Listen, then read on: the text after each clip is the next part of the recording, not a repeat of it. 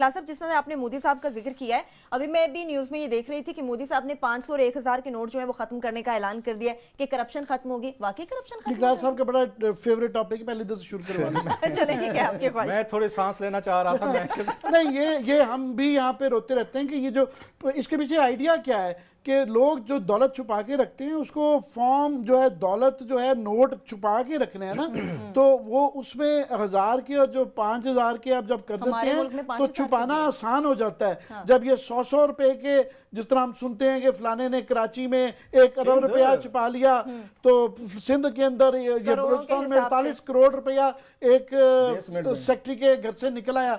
तो अगर 5000 का नोट नहीं होगा, 1000 का नहीं होगा ना, तो ये बेसमेंट में नहीं वो आएगा। 48 करोड़ रुपए का एक पूरा एक जहाज चाहिए होगा उसके लिए करने के लिए। तो आइडिया ये, और वैसे भी ये हमारे मुल्क में आप देखिए, अमेरिका में आज से 100 साल पहले भी यही डॉलर था, यही सेंट्स थे, ये वो आज तक चल रहा है। ग्रैंड जिसे कहा जाता है $1000 का, वो किसी ने देखा नहीं होता। वो एक सिक्का है जो शायद होता है, मैंने कभी नहीं जिंदगी में देखा। तो वो आज वैसे कई 100 सालों से ऐसे चल रहा है, $100 से नहीं बढ़ाया उन्होंने। तो हमारे यहाँ हम टकों कौड़ियों से चले थे। मेरी जिंदगी में मैंने बचपन में पैसे देखे हुए हैं, आने देखे हुए हैं, और हम 5000 तक पहुंच गए हैं 50 साल की मेरी जिंदगी में। मैं जरा इसको हमने तो 5000 वाले भी नोट, वो अभी आएंगे, 50000 वाला आएगा। हम आगे जाएंगे, पीछे नहीं जाएंगे। एक तो मेरा ये ख्याल है कि प्राइम मिनिस्टर इंडिया मोदी साहब जो हैं, ये बड़ा फैसला है कि एक कॉरपोरेट वर्ल्ड है, इंडिया बड़ा मुल्क है, उनकी इंडस्ट्री, उनका बिजनेस, ये बहुत बड़ा मेरा ख्याल है उन्होंने एक ब्लो मारा है उस तबके पे जो वहाँ पे एक आप कह सकते हैं उनकी गैर कानूनी इकॉनमी है, ब्लैक मनी है, करप्ट लोग हैं। जो बात आमिर कह रहे हैं बड़ी अहम है। अगर 100 रुपए होंगे, मैं रिश्वत ले रहा हूँ अगर 100 रुपए की, मैंने को लेना है 10 लाख रुपया लेना है या 50 लाख लेना है, तो मुझे घर में रखने में मसला होगा। अगर मुझे आपने अगर 5000 के नोट में देने, ये तो आराम से उठाएं, एक छोटा सा बैग बना किसी अलमारी में उसको वो कर दें। ये इसके पीछे बड़ी फिलॉसफी है जो आम लोग आम नहीं समझेगा कि इससे क्या फर्क पड़ता है। भाई बड़ा फर्क पड़ता है। 5000 के अगर 500 नोट होंगे, अगर एक 100 रुपए के, तो उसको रखना मुश्किल है। एक बात ये, मोदी साहब का ये बड़ा फैसला है, we must learn from it. इसके पीछे एक बड़ी थिंकिंग खड़ी है, एक बड़ा एक उस पर कंसेप्ट खड़ा हुआ है कि करप्शन तो रुकेगी, इस पे लोग डिस्करेज होंगे, नोट या करप्शन का थोड़ा सा लेवल कम हो जाएगा। जो पहले लेता था ना 50,000, वो अब कह गए 5,000 ही दे दे, 100 वाले 5 ही दे दे यार, ये वही काफी है, ये कौन रखेगा, कैसे रखेगा, या पकड़े जाएंगे। और इसका एक और बड़ा एक इम्पैक्ट होता है इन्फ्लेशन। जब आप बड़े नोट बना देते हैं, महंगाई बढ़ जाती है, आम आदमी को नहीं समझ आएगी इस बात को कि इन्फ्लेशन का नोट से क्या तल्लुक है। बड़ा गहरा तल्लुक है। आज तक अमेरिका ने $100 से आगे कोई मार्केट नहीं किया। ब्रिटेन ने 50 पाउंड से, मेरा ख्याल है उनका ज्यादा का नोट नहीं है। इसके पीछे एक बड़ी वेल थॉट फिलॉसफी है कि इन्फ्लेशन भी काबू में रखनी है, आपने करप्शन भी काबू में रखनी है, लोगों को रिश्वत के रेट्स भी नहीं बढ़ने देने। ये जितने काम कर रहे हैं, नोट बढ़ाए गए हैं, आपने 50 से 100 किया, 100 से 500, 500 से 1000, 1000 से 5000 किया, ये करप्शन के लिए किया सारा। मोदी साहब ने जैसे बड़ा फैसला किया ना, मैं समझता हूँ it's good for India as well, उनकी इकॉनमी के लिए, उनके लोगों के लिए। एक बड़ा फैसला और करें, वाजपेयी साहब जैसे वाला रूट लें, दोबारा नवाज शरीफ के साथ एंगेज हूँ या पाकिस्तान के साथ एंगेज हूँ, जो हमारे आउटस्टैंडिंग इश्यूज हैं उनके साथ, ये रीजन नहीं तरक्की करेगा। इंडिया भी ट्रबल में रहेगा, हम भी ट्रबल में रहेंगे, अफगानिस्तान भी रहेगा। उनको वाजपेयी साहब जैसा बड़ा दिल दिखाना चाहिए। उन्हें बैठ के एक नए सिरे से जो हमारे आउटस्टैंडिंग इश्यूज हैं उनको फिक्स करना चाहिए। अगर मोदी साहब उनको चाइना के साथ फिक्स कर सकते हैं इश्यूज, इंडिया कर सकता है, पाकिस्तान के साथ भी इनके होने चाहिए, ताकि पूरा रीजन एज ए होल तरक्की करे। एक मुल्क तरक्की कर जाएगा, हमसाए आपके गरीब होंगे। हिस्ट्री ये कहती है दुनिया के जितने गरीब लोग थे वो पसमानदा थे, वो डेजर्ट के हों, माउंटेनियस, वो जितने गरीब होते जाते हैं वो सिविलाइजेशन के लिए, अमीर मुआशरों के लिए थ्रेट बनते चले जाते हैं। हमेशा से डेजर्ट से और आपके माउंटेनियस एरिया से जो हमलावर आए हैं, उन्होंने आके सिविलाइजेशन पे आके उन्होंने किया। सो बेहतर ये है कि इंडिया अकेले वो तरक्की मत करे, इश्यूज फिक्स करे, खुद भी तरक्की करे और पाकिस्तान भी करे और पूरा रीजन उस पर तरक्की करे। आप इन इश्यूज को, मेरा ये ख्याल है मोदी साहब को वाजपेयी साहब वाला रूट लेना चाहिए। ये कांस्टेंट कॉन्फ्लिक्ट इवन इंडिया के हक में भी नहीं है, हमारे भी नहीं है, रीजन में भी नहीं है। लास्टली सिर्फ ये है कि ये जो नोट बड़े किए जाते हैं, हमें आइडिया दिया गया था 10,000 का भी, ये फैसिलिटेट करने के लिए जाता है करप्ट को।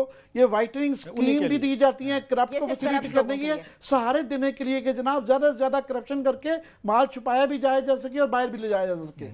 सही है, ठीक है। इसके साथ ही जिस तरह से ये बड़ा इकदाम किया गया, उम्मीद है कि पाकिस्तान भी शायद इस किस्म का कोई बड़ा फैसला सामने लिया कि ये 500 साल पहले या 400 साल पहले के उस वक्त ब्रिटेन में उस वक्त शेक्सपियर का जुमला है, उस वक्त भी अखलाकियात थी कि जो हमारा किंग है, हमारा बादशाह है, उससे पीछे जाएं अगर वो कहते हैं बादशाह जो है उसका कंडक्ट, उसकी अखलाकियात, उसका वे ऑफ लाइफ अपनी पब्लिक से बेहतर होना चाहिए, जिसको कहते हैं हाई मॉरल ग्राउंड का एक लफ्ज है जो हमारे यहाँ जिसको लोग समझते नहीं है। अगर मैं गलत हूं तो ये कोई जवाब नहीं देता कि वजीर आजम भी गलती कर सकता है, उसके पास गलती की गुंजाइश नहीं होती। उसके मॉरल जो हैं हम सबसे बेहतर होने चाहिए और ज्यादा और बड़े और आगे होने चाहिए। अब पॉलिटिक्स में पाकिस्तानी तबका, बड़ा तबका जो है वो चेंजेस चाहता है, वो फेयरनेस चाहता है, वो ट्रांसपेरेंसी चाहता है, वो अकाउंटेबिलिटी चाहता है। इन ड्रामों से कि 4-4 वोट बराबर हो गए सर आज अंदाजा करें, जिन्होंने सेनेट से बिल पास करवाना था उनके भी आज बराबर हो गए, आज बराबर छूट गए चार। सर। आज वहां पे रेफरी साहब आए हैं, उन्होंने बराबर छुड़ा दिया कि दोनों पहलवान जो है ना हाथ ऊपर करो, बोथ आर द विनर्स। बात खत्म हो गई है।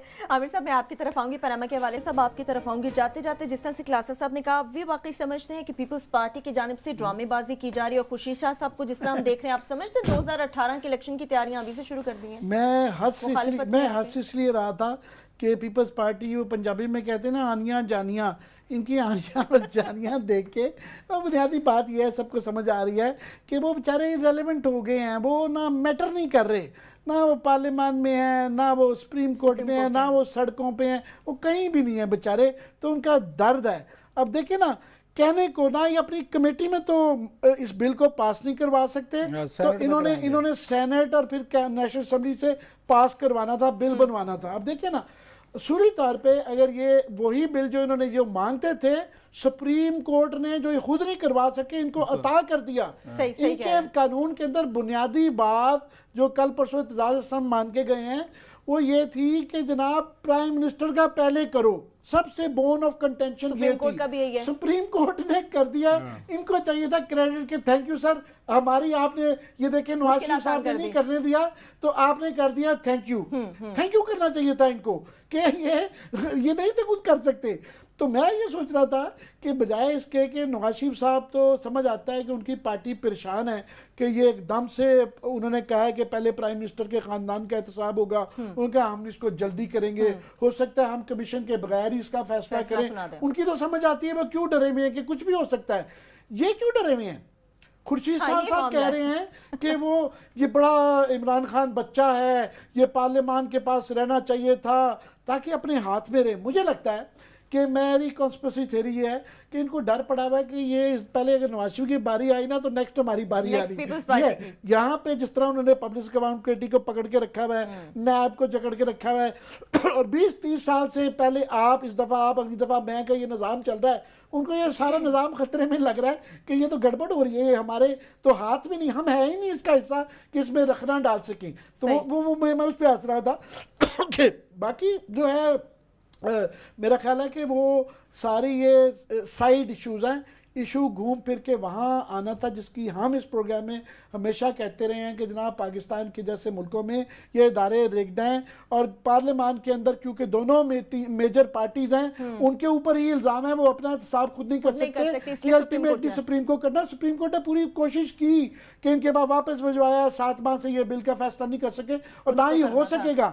तो अभी इनकी इस्तदा मान ली हुई है, अब किस बात का रोना है? मैं थोड़ा सा पार्लियामेंट के जो रो रहे हैं ना कि पार्लियामेंट की हमने वो कर दिया जी, बेतुकीरी हो गई है जनाब, इनको जरा पूछने की जरूरत है। इन्होंने 2010 में 18वीं तरमीम में एक नई क्लास डाली थी कि अब जनाब अब जो केयर टेकर प्राइम मिनिस्टर होगा ना, इलेक्शन करवाएगा, उसका फैसला जो है ना पार्लियामानी पार्टी करेगी, पार्लियामानी एक वो करेगी, एक उसका ग्रुप करेगा, या एक उसकी एक अलग कमेटी बनाई जाएगी। ये इनके पास गए, नाम गए, 2 हफ्ते लड़ते रहे पीपल्स पार्टी और नवाज शरीफ साहब, MQM, ANP, हर कोई अपना हिस्सा चाहता था उसमें से। 2 हफ्तों में ये नहीं कर सके थे अपने आप को कि एक नाम नहीं चुन सके थे। ये मैं आपको 2013 की बता रहा हूं, मैं जो खुद लॉ बनाया था। अल्टीमेटली इन्होंने चीफ इलेक्शन कमिश्नर को भेजा, उन्होंने अपनी मर्जी का एक नाम उठा के, वो खोसो साहब जो थे, वो कहे नेदर हेयर नॉर देयर वाला काम था, उनको बना दिया। और भाई मेरे आपके पास भी तो ये 7 महीने तक आपको भी यहाँ पे ये पार्लियामेंट में TORs बनाने का काम था, बना लेते। आपके पास भी अगर लॉ मौजूद नहीं था, सब कह रहे हैं कोई लॉ, लगता था ये लॉलेस कंट्री है। आप PSC में जाए कुछ नहीं हो सकता, स्टेट बैंक कहते हैं कुछ नहीं हो सकता, FBR कुछ नहीं हो सकता, नैब कुछ नहीं कर सकता, PSC, पार्लियामेंट, आप कहते हैं सुप्रीम कोर्ट भी कुछ नहीं कर सकती। तो मैं बड़े बड़े वकीलों के नाम बड़े दर्शन छोटे, वो ऊंची दुकान फीके पकवान जो हमारे यहाँ इकट्ठे हो गए, बड़े बड़े वकील कह रहे हैं सुप्रीम कोर्ट भी कुछ नहीं कर सकती। तो जनाब इसको वाइल्ड वेस्ट अमेरिका बन गया है ये, और जहां पे कोई मेमो केस में ना गवर्नमेंट बोली ना ये नवाज शरीफ वाला तो पिटिशनर थे जिसके अंदर क्यूआर बोले, वहां पे उस वक्त कुछ वो नहीं है। बात ये है कि हम ये कहते रहते हैं कि मजीद के हमारा ये राइट है कि हमें पता होना चाहिए, सिर्फ ये सिर्फ वो 4 जायदादों के लिए नहीं है, हमारा ये राइट है कि हमें पता होना चाहिए प्राइम मिनिस्टर और उसके बच्चे के पास क्या जायदादें हैं, उनसे लें सारी जायदादों की तफसील बताएं। एक और हमारे ऊपर एतराज है, वो कहते आप कौन से अच्छे हैं जी कि वजीर आजम अच्छे नहीं है। फर्क है बड़ा, मैं अच्छा नहीं हूं। एक और चीज है, अगर मेरे मुल्क के प्राइम मिनिस्टर की अखलाकियात, आम आदमी आपकी प्राइवेट पर्सन है, he is a public office holder. मैं और बात कह रहा हूं, अगर मेरे प्राइम मिनिस्टर ऑफ पाकिस्तान का या किसी भी मुल्क के प्रेसिडेंट या प्राइम मिनिस्टर की अखलाकियात, उसकी फाइनेंशियल डीलिंग्स, उसका कंडक्ट मेरे जितना है, एक आम आदमी का लेवल का है, तो वो मसूफ तशरीफ लाएं, फिर आम आदमी के साथ बैठें। बिल्कुल ठीक है। अगर आपने रूल करना है मेरी जिंदगी के, आपने फैसले करने हैं, मेरा आपने आके टैक्स लेने हैं, मेरे आके जिंदगी को डिक्टेट करना है, मेरे आके मैंने आपकी ख्वाहिशात या पार्लियामेंट के ख्वाहिशात के मुताबिक मैंने जिंदगी गुजारनी है, तो हजूर then you must act better than मी।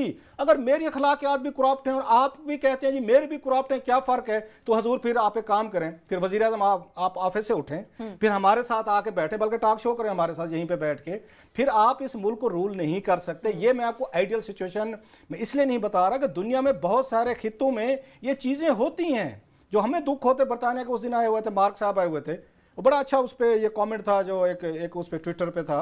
उन्होंने कहा जनाब अपने मुल्क में तो 10 रुपए बर्दाश्त नहीं करते कि इनका लीडर 10 रुपए भी कहीं से आगे पीछे करे। हमें कहते हैं जिन्होंने अरबों खरबों खाए हुए हैं, यार ऐसे चलने दो। जनाब आपकी अखलाकियात मुझसे बेहतर होनी चाहिए। मैं प्राइम मिनिस्टर नहीं हूँ, आमिर साहब को प्रेसिडेंट नहीं है। अल्लाह ने आपको इज्जत दी है, उस इज्जत को कायम रखना और आप ही जवाब दें, उसको इज्जत को कायम रखना ये आपका काम है। वो जो बार बार मैं जुमला दोहराता रहता हूं कि सीजर की वाइफ पे तो शक नहीं होना चाहिए कि वो गलत कर सकते। सीजर को छोड़ें, सीजर की डिबेट ही नहीं है। ये हम रिपीट करते रहते हैं कि ये बेसिस है ब्रिटिश कॉमन लॉ की, 500 साल पहले आम आदमी जो है उसके ऊपर he is not guilty until proven otherwise.